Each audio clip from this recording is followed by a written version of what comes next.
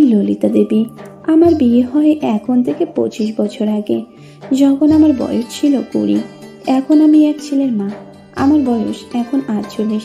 আমার ছেলের নাম রমেশ। সে আমেরিকায় ইঞ্জিনিয়ারে পড়ছে। গত বছর তার বাবার মৃত্যুর খবর পেয়ে প্রথমবারের মতো দেশে আসে। রমেশের বাবার মৃত্যুর ঘটনা আমার জীবনকে একেবারে পরিবর্তন করে দিয়েছে। রমেশ তার পিতার শ্রাদ্ধের সময় পর্যন্ত আমার সাথেই ছিল। আমরা এখানকার সব সম্পত্তি বিক্রি করে আমার বাবার সাথে থাকার জন্য আমরা গ্রামে ফিরে যাওয়ার সিদ্ধান্ত নিই। আমি রমেশকে বারবার বুঝিয়েছি যে আমি ঠিক আছি, সে যেন আমেরিকায় ফিরে যায়, কিন্তু সে যেতে রাজি নয়। তার বাবার মৃত্যুর মাসখানেক হয়ে গেছে। আমি বুঝতে পারছি রমেশ আমার সাথে অনেক বেশি মেলামেশা করছে। সে সবসময় আমার চারপাশে থাকতে পছন্দ করে, আমার সাথে লেগে থাকতে এবং আমাকে জড়িয়ে ধরতে পছন্দ করে।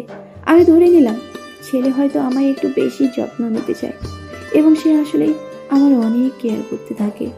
কিন্তু সপ্তাহ 6 মধ্যে আমার বাবা আমার কাছে আসে, আমার ভবিষ্যৎ নিয়ে কথা শুরু করে। আমি বাবাকে বলেছি আমার ছেলে এখন আমার ভবিষ্যৎ। বাবা আমাকে বলে তোমার ছেলের ভালোর জন্যই আবার তোমার বিয়ে করা উচিত। আমি বাধা দিয়ে বলি না বাবা, আমি আর বিয়ে করতে পারবো না, তুমি এই ব্যাপারে আর কথা বাড়িও না। কিন্তু তারপরও বাবা আমাকে বোঝাতে থাকে, ব্যাখ্যা করতে থাকে কেন আমার সন্তানের ভালোর জন্যই আমাকে আবার বিয়ে করা দরকার। আমি তখন চিন্তা করলাম এই ব্যাপারে রমেশের মতামত কি হতে পারে তা জানা দরকার। বাবা বলল যে রমেশের সাথে কথা হয়েছে, সে এই প্রস্তাবে রাজি, কেবল রমেশই এই প্রস্তাবের পক্ষে আছে। আমি খুব আহত হলাম যে রমেশ আমার ছেলে আমার বিয়ের জন্য মত দিয়েছে। আমার ধারণা হলো যে রমেশ হয়তো ভেবেছে আমি তার প্রস্তাবে রাজি হয়ে যাব। আমি বাবাকে বললাম ঠিক আছে, রমেশ যদি বলে তবে আমি এই প্রস্তাবে রাজি, কিন্তু রমেশ কোথায় আমি তার কাছে জেনে নিতে চাই। বাবা বলল সে বাজারে কিছু সদাই করতে গেছে। আমি বাবার চোখে হাসির ঝিলিক দেখতে পেলাম। আমি বাবাকে বললাম যাই হোক, আমি আর একটু নিজের সাথে বুঝে নিই, যদি এমন কাউকে পাই। বাবা বাধা দিয়ে বলল আরে না, আমি ইতিমধ্যে একজনকে পছন্দ করে ফেলেছি। আমি খুব অবাক হলাম, বললাম রমেশ কি তাকে চেনে? বাবা বলল অবশ্যই চেনে। আমাদের মাঝে তখন নীরবতা চলছে। আমি বুঝতে পারছি না যে আমার ছেলে এবং বাবা কিভাবে পূর্ণ বিয়ের জন্য একমত হচ্ছে। আমি খুব হতাশ হলাম যে তারা ধরেই নিয়েছে যে আমি তাদের খুব জ্বালাতন করব। আমি বাবার কাছে জানতে চাইলাম ঠিক আছে বাবা, এখন বলো কে সেই ব্যক্তি?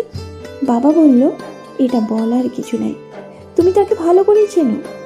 আমি আমার চারপাশে সম্ভাব্য সব লোক নিয়ে চিন্তা করলাম, কিন্তু বুঝতে পারলাম না। আমি বিরক্ত হয়ে বললাম আমি বুঝতে পারছি না, তুমি বলো কে সেই লোক? বাবা বলল সে হলো রমেশ। আমি জানতে চাইলাম কোন রমেশ? বাবা বললেন তুমি কয়টা রমেশকে চেনো? আমি ভেবে দেখলাম কেবল একটা রমেশকেই চিনি, সে আমার নিজের সন্তান রমেশ। বাবা বলল হ্যাঁ, সেই তোমার বর। আমি খেপে গেলাম, বললাম বাবা এই কথা তুমি আর মুখেও আনবে না। বাবা বলল আমি তোমার সাথে খামখেয়ালি করছি না, রমেশই তোমার প্রতীক। কি? আমি বললাম রমেশ আমার নিজের ছেলে। ও গড! বাবা বললেন দেখো ললিতা, সে এখন বড় হয়েছে, রমেশ এখন পুরুষ। আমি বললাম কিন্তু সে আমার নিজের রক্তের সন্তান, এটা কিভাবে সম্ভব? এটা কি হতে পারে? আমার মাথা ঘুরছে, আমি কিছু চিন্তা করতে পারছি না। বাবা আমাকে বলল রমেশ নিজে থেকেই আমাকে বলেছে যে সে তোমাকে বিয়ে করতে চায়। আমিও প্রথম মনে করেছিলাম যে সে খামখেয়ালি বোঝে, কিন্তু পরে বুঝলাম সে সত্যি সত্যি তা চাইতে পারে। আর তাছাড়া রমেশ পাত্রী হিসেবে তোকে সিলেক্ট করেছে। বাবা কিভাবে সম্ভব? এটা কি বৈধ এবং নৈতিক? বিয়ে হবে তার মায়ের জন্য।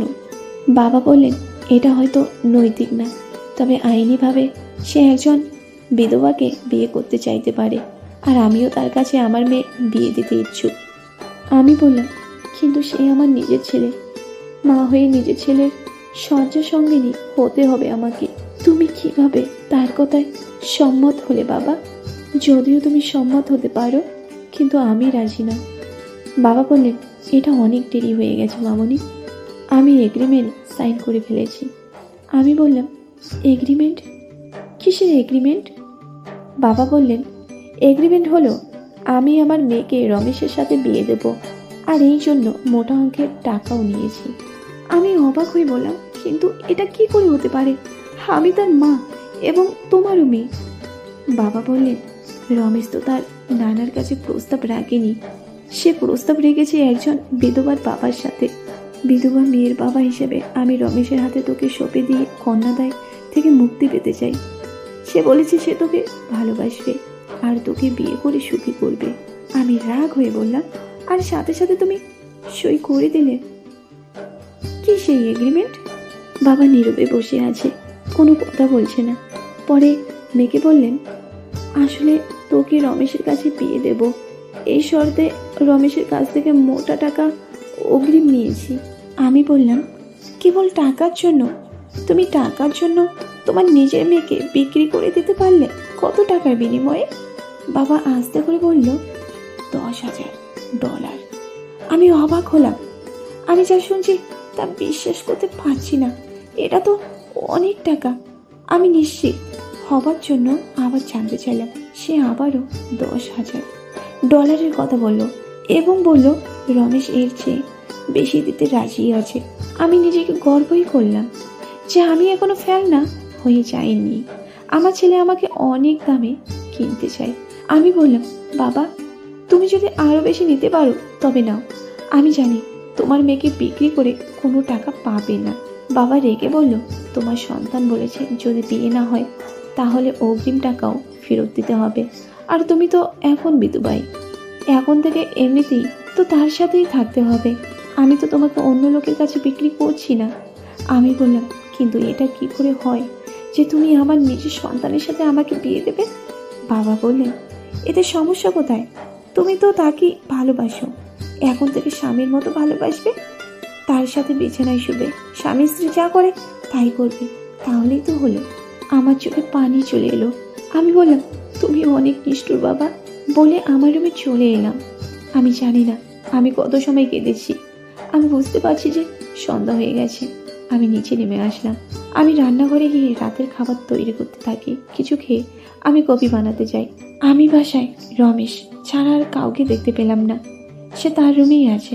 আমি তার জন্য কপি করে তার রুমে যাই। দরজায় নক করে তার রুমে ঢুকে যাই। সে তার বিছানায় শুয়ে কিছু একটা পড়ছিল। সে আমার দিকে একবার তাকিয়ে অন্যদিকে চোখ সরিয়ে নিল। আমি বললাম, তোমার জন্য কফি এনেছি। সে আমাকে ধন্যবাদ দিয়ে কফি নিল। আমি তার পাশে বসলাম। আমাদের মাঝে কোনো কথা হচ্ছে না। আমি আমার ছেলের দিকে তাকাতে পারছি না। জানি না মার শরীর কামনাকারী ছেলেকে আমি কি তাকে ঘৃণা করব নাকি ভালোবাসবো। আমি নীরবতা ভেঙে বললাম, তুমি কি তোমার নিজের মাকে টাকা দিয়ে কিনতে চাচ্ছ? রমেশ তার বইয়ের দিকে তাকিয়ে বলল, তোমাকে টাকা দিয়ে কিনতে যাব কেন? আমি তোমাকে অনেক ভালোবাসি মামুনি। আমি বললাম, এখন এই ভালোবাসা দেখাতে কি আমাকে কিনতে হয়েছে? রমেশ বলল, আমি তোমাকে আরো বেশি করে কাছে পেতে চাই মামুনি। আমি বললাম, আরো কাছে মানে তোমার প্রেমিকা হিসেবে চাও?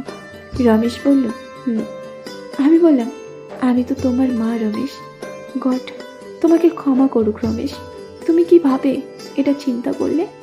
রমেশ বলল, কারণ আমি তোমাকে ভালোবাসি তাই। আমি এবার রাগ দম করলাম। আমি নীরব থেকে কফি খেতে খেতে জানতে চাইলাম, কিন্তু কেন?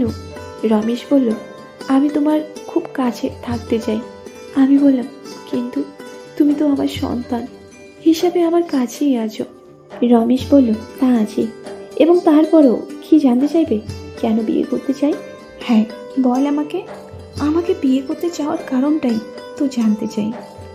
তোমাকে অন্য লোকের কাছে বিয়ে দিলে তুমি অন্য লোকের স্ত্রী হয়ে আলাদা থাকবে। অন্য লোকের স্ত্রী হিসাবে সেই লোকের সাথে বিছানায় শুতে যাবে। এটা আমি মানতে পারছি না। আমি বললাম, অন্য লোকের স্ত্রী হিসাবে সেই লোকের সাথে বিছানায় শুতে গেলে মানতে পারবে না, আবার ছেলে হিসাবে মাকে বিছানায় নিয়ে শুতে চাও? এটা কি ঠিক? রমেশ বলল, তা হয়তো ঠিক নয়, তবুও মা হিসাবে আমি তোমাকে হারাতে চাই না।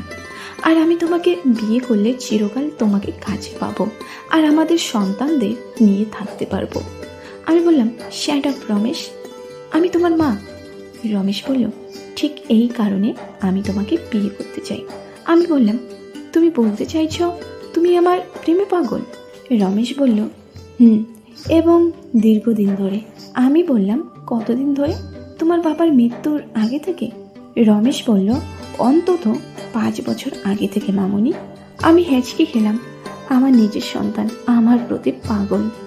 5 বছর ধরে। তার বাবা বেঁচে থাকা অবস্থাতেও ছেলে আমার প্রেমে পাগল ছিল। ভাবতে আমার অবাক লাগছে। ছেলে আমায় নিয়ে এতদিন ধরে কল্পনা করেছে। না জানি আমাকে কল্পনা করে কত না নিজেকে সান্ত্বনা দিয়েছে সে।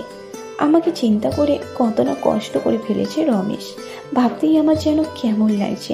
একটু পরে বললাম, তুমি খুব খারাপ রমেশ।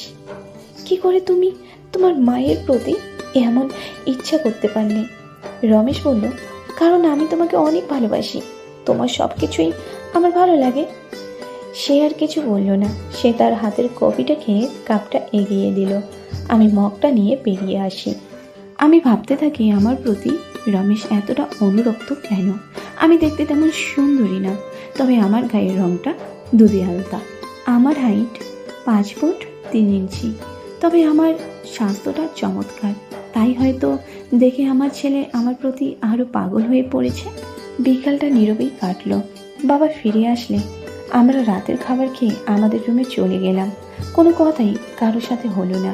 এই রাতটা আমার জন্য খুব কঠিন কাটলো। আমি জানি না কেন, কিভাবে আমি এইসব ব্যাপারে জড়িয়ে গেছি। আর ভাবছি রমেশ আমাকে নিয়ে। আমার ছেলের চেহারাটা চিন্তা করতেই আমার মাঝে প্রেমের অনুভব করছি। আমি সারা রাত এই নিয়ে ভাবলাম। আমি আরও বেশি করে এই বিষয়টা নিয়ে ভাবলাম। নিজের সাথে এই বিষয়টা নিয়ে কথা বলতে থাকি। আমি ভাবতে থাকি কি সমস্যা হবে। রমেশ যদি তার নিজের মায়ের প্রতি অনুরক্ত হয়ে থাকে, এটা কি অন্য কোনো মেয়ের প্রতি আসক্ত হওয়ার চেয়ে ভালো নয়? এখন তো সব কিছু পাকা হয়েই আছে। এখনো পর্যন্ত সে তো তার বাবাকে শ্রদ্ধা করেছে। যাই হোক, বাস্তব কথা হলো সে আমার দেহটার প্রেমে পড়েছে। সে আমাকে বিয়ে করার মধ্যে দিয়ে আমাকে পাবার ইচ্ছেকে পূর্ণ করতে পারছে। সে জানে আমি যদি আগে জেনে যেতাম তবে তার প্রত্যাখ্যান করতাম। তাই সে আমার বাবাকে দিয়ে প্রস্তাব দিয়েছে। তাকে অনেক টাকার লোভও দেখিয়েছে।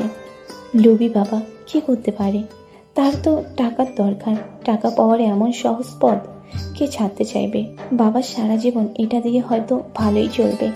সে তার বিধবা কন্যা নিয়ে জীবন কাটাতো কিভাবে? শেষ পর্যন্ত আমার চিন্তাও পজিটিভ হলো। এটা মনে হয় আমার জন্য খুব খারাপ হবে না। আমি যদি রমেশের সাথে বাস করি তবে রমেশকে অন্য নারীর কাছে দিতে হলো না। কেবল একটা জিনিসই করতে হবে, তার স্ত্রী হিসাবে বিছানায় যেতে হবে। সে আমার গোপন অংশগুলো যা তার জন্য নিষিদ্ধ ছিল তার অধিকার পেয়ে যাবে আমার স্বামী হিসাবে।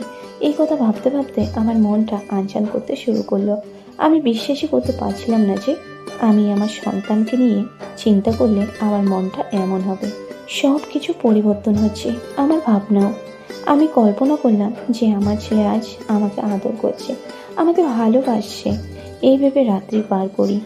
আমি কল্পনাও করতে পারছি না যে আমার স্বামী চলে যাওয়ার 6 সপ্তাহের ভেতরে আমি অন্য পুরুষের কথা চিন্তা করতে কোনো খারাপ লাগছে না। এমনকি আমার নিজের ছেলের কাছে নিজেকে সঁপে দিতেও খারাপ লাগছে না। এর থেকে 5 দিন পর মন্দিরে গিয়ে আমার বিয়ের পর্ব সেরে আসি। রমেশ আমার কল্পনায় চলে আসে। আমি তাকে তার অবস্থায় থেকে চিন্তা করতে থাকি, কিন্তু আমার অনিচ্ছা সত্ত্বেও বাবার কারণে আমার রাজি হতে হলো। আমি আবার নিজেকে কুমারী মনে করতে থাকি। এটা যেন আমার প্রথম বিয়ে। কুমারীর মতো আমি খুব উৎফুল্ল অনুভব করছি, কারণ আমি দেখতে পাচ্ছি স্বামী হিসেবে আমার নিজের ছেলেকে। আমি কল্পনা করছি একটা হ্যান্ডসাম লোক যে কিনা 23 বছর আগে আমার কাছে থেকে এসেছে। আমি সিদ্ধান্ত নিলাম আমার ছেলেকে চমকে দেওয়ার জন্য আমার গোপন সম্পদ তাকে দেখতে দেব, যা সে আগে কখনো দেখেনি। তাই আমি দরজা বন্ধ করে জামা কাপড় পরিবর্তন করে নিলাম, যেন আমার মাথা থেকে পা পর্যন্ত আকর্ষণীয় মনে হয়। বিকেল 4টার সময় গ্রামের স্থানীয় মন্দিরে আমাদের বিয়ে হলো। খুবই অল্প পরিমাণ মানুষ উপস্থিত ছিল। আমি কারোর সাথেই একটা কথাও বলিনি। তারা আমাদের ভালো করেই চেনে। আমি রমেশের আনা একটা সিল্কের শাড়ি পরলাম। এটা দেখতে সেই শাড়ির মতো মনে হচ্ছে যখন আমি তার বাবাকে বিয়ের সময় পরেছিলাম। রমেশ তার বাবার বিয়ের জামা কাপড়ই পরেছে, এই কারণে তাকে দেখতে অনেকটা তার বাবার মতোই মনে হচ্ছে। যখন ব্রাহ্মণ তার মন্ত্রপাঠ শেষে পুজো করছে এবং শেষে রমেশ আমার গলায় মঙ্গলসূত্র বেঁধে দিচ্ছে, এটা একটা পুলকিত মুহূর্ত এবং সব শেষ করে সে আমার পাশে বসলো। নতুন বিবাহিত দাম্পতিরা যা করে আমরা তাই করলাম। আমার বাবা তার অভিভাবকের দায়িত্ব পালন করলো। সন্ধ্যার পরই বিয়ের কাজ শেষ হয়ে যায়। সবাই বাবার বাড়িতে বিয়ের খাওয়া খেতে চলে আসে। সবাই আমাকে এবং রমেশকে স্পেশাল চেয়ারে বসতে দেয়। প্রথম রাতের ঘটনা। বেশিরভাগ আত্মীয় স্বজন চলে যাওয়ার পর আমাদের প্রথম রাতের পরবর্তী করণীয় শুরু হয়। এটা যদিও আমার জন্য প্রথম রাত না, কিন্তু আমার ছেলের জন্য প্রথম রাত। চিন্তাও করতে পারিনি যে আমার সন্তান, যাকে আমি লালন পালন করে বড় করেছি, সে আজ আমার স্বামী হিসেবে আমার রুমে আসবে। আমি তাকে বাধা দিতে পারবো না। সব শেষ করে রমেশ আমার রুমে চলে আসলো। কয়েক মিনিট পরে আমার বাবা আমার রুমে এক গ্লাস দুধ রেখে গেল। এটা আমার জন্য এক দারুণ রাত। আজ আমি আমার নিজের ছেলের সাথে রাত কাটাতে যাচ্ছি। আমি গ্লাসের কিছু দুধ খেয়ে বাকিটা আমার স্বামীর জন্য রেখে দিলাম। আমার সন্তানই আজ আমার স্বামী। আমি এখন বিয়ের কনে হয়ে রমেশের রুমে আসলাম। দেখলাম রমেশের বিছানার চারিদিকে ফুল দিয়ে সাজানো। দেখে আমার প্রথম বাসরের কথা মনে পড়ে গেল। আমি দ্বন্দ্বের মাঝে হেঁটে বিছানায় উঠলাম, তার কাছে গেলাম। সে আমার দিকে এগিয়ে এসে গ্লাসটা নিল এবং বাকিটা পান করে সে আর একটু আমার মুখে তুলে খাইয়ে দিল। তখন সে বলল, ধন্যবাদ মামুনি। আমি তাকে বললাম, আমি এখন থেকে তোমার স্ত্রী রমেশ। তুমি এখন থেকে আমাকে ললিতা নাম ধরে রাখবে। সে গ্লাসটা টেবিলে রেখে বলল, তুমি এখনো আমার মামুনিই আছো। আমি অসহায়ভাবে বললাম, তাহলে তুমি কেন আমাকে বিয়ে করেছো? রমেশ বলল, কারণ আমি আমার মামুনিকে বিয়ে করতে চাই। আমি আমার মায়ের সাথে আদর সোহাগ করতে চাই। আমি আমার মামুনিকে স্ত্রী হিসেবে পেতে চাই। আমি তার কথা শুনে আরো বেশি উত্তেজিত হয়ে উঠি। আমিও তাই চাই। আমি চাই রমেশ আমাকে অনেক ভালোবাসুক, সে আমাকে ছেলের মতোই আদর করুক, স্বামীর মতো না। রমেশ বলল, আমাদের বিয়ে আমাদের স্বামী স্ত্রী হিসেবে সবার কাছে পরিচিত করেছে, কিন্তু আমরা এখনো মা ছেলেই আছি। আমি এখনো তোমাকে মা হিসেবে মনে করি। তুমি এখনো আমাকে ছেলে হিসেবে শাসন করবে। আমি বললাম, তুমি যদি আমার ছেলেই হও, তাহলে আমি কি করে স্বামীকে শাসন করব? রমেশ বলল, তুমি আমাকে কখনো স্বামী হিসেবে মনে করবে না। তুমি আমাকে তোমার ছেলে এবং প্রেমিক হিসেবে মনে করবে। একটা ছেলে যে কিনা তোমার প্রেমে পড়েছে। আমি খুব হতাশ হলাম এবং সেই সাথে অবাক হলাম। আমি বুঝতে পারলাম আসলে রমেশ তার মাকে তার স্ত্রী হিসেবে চায়। তার বিয়েটা আসলে লোক দেখানো। রমেশ হাত বাড়িয়ে আমাকে কাছে টেনে নিল এবং তার বুকের সাথে আমাকে জড়িয়ে ধরল, যেন আমার প্রেমিক আমাকে জড়িয়ে ধরেছে। ধীরে ধীরে সে আমাকে তার কাছে নিয়ে গেল। আমি আনন্দে আত্মহারা। তারপর আস্তে করে তার সাথে আমাকে মিশিয়ে নিল। আমি তাকে দেখতে লাগলাম, প্রথমে আমার চোখে, তারপর নাকে, তারপর আমার ঠোঁটে সে স্পর্শ করল। আমি ভাবতে থাকলাম, এই হলো জীবন চক্র। 23 বছর আগে এভাবেই তার বাবা আমাকে আপন করেছিল, আর আজ ছেলে যে কিনা আমার স্বামী, 23 বছর পর সেই ছেলে আজ আমায় আপন করে নিল। তার নিজের মাকে আজ সে বিয়ে করেছে, যার সাথে আজকে সে প্রথম বাসর করেছে।